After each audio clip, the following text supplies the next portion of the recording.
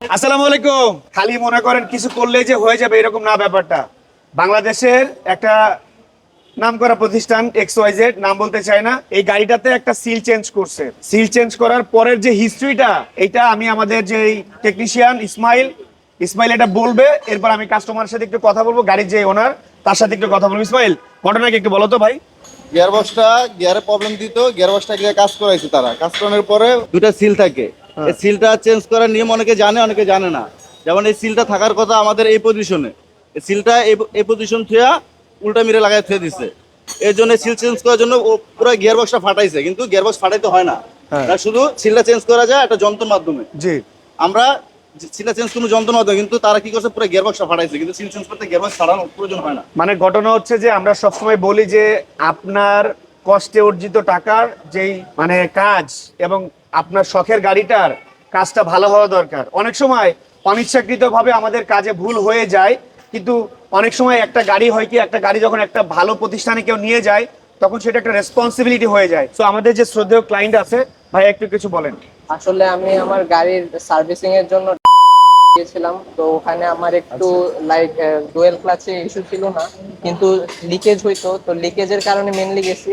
এখন ওরা লিকেজটা ঠিক করছে 7 দিন লাগায়, যেখানে একদিন লাগার কথা সর্বোচ্চ। ওখানে 7 দিন গাড়ি রেখে আমার গাড়িটা যা ছিল তা তো নাই, আর উল্টা আরো বাজে দশা করে দিছে। গাড়ি ময়লা ধুলা করে ভিতরের অবস্থা তো খুবই খারাপ হয়েছে। আমি গেছি যে আমার গাড়ির ভালো পারফরমেন্সের জন্য, যাতে আমার কোনো সমস্যা না হয়, কিন্তু আমার পারফরমেন্স তো ফল ব্যাক করছে। আর উল্টা যেই সব কাজ করার কথা ওগুলা না করে আরো কাজ বাজায় দিচ্ছে। তো এটাই সবচেয়ে বড় সমস্যা। এখন আমরা আসছি গাড়ি বাজার। আগে আগে আমার গাড়ির ডুয়েল ক্লাচে কোনো সমস্যাই ছিল না। উল্টা উল্টা সিল লাগানোর কারণে আমার ডুয়েল ক্লাচে এখন ক্ষতি হয়েছে। এখন আমার বড় রকমের একটা কস্ট পোয়াইতে হইতেছে ওদের ভুলের কারণে।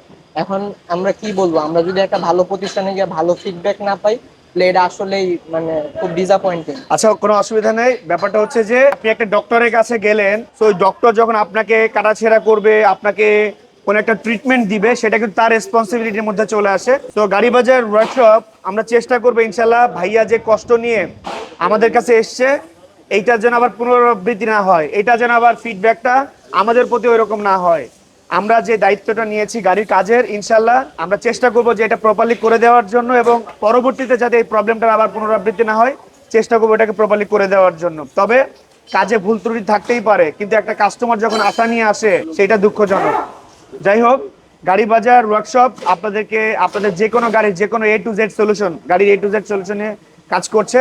চাইলে আপনি চলে আসতে পারেন গাড়ি বাজার ওয়ার্কশপ ইনশাল্লাহ। তবে ভাই আপনি কষ্ট পাবেন না, আমরা চেষ্টা করবো আপনাকে এই কষ্টটা যাতে না হয় ইনশাল্লাহ। ঠিক আছে, থ্যাংক ইউ সো মাচ। এবং আমাদের যারা এক্সপার্ট টেকনিশিয়ান আছে চেষ্টা করবে যে আপনার এই যে ঝামেলাটা পোহাইতে হচ্ছে, আসলে দেখেন টাকা দিয়ে কাজ করাইতে পারবেন, কিন্তু এই যে আজকে আপনি আসছেন, আঙ্কেল আসছে, সময় নষ্ট, অফিস বা কাজ ফেলে আসা হয়েছে, গাড়ি আসলে টাকার থেকে মেনটেনেন্স বা এই যে টাইমিংটা সমস্যা।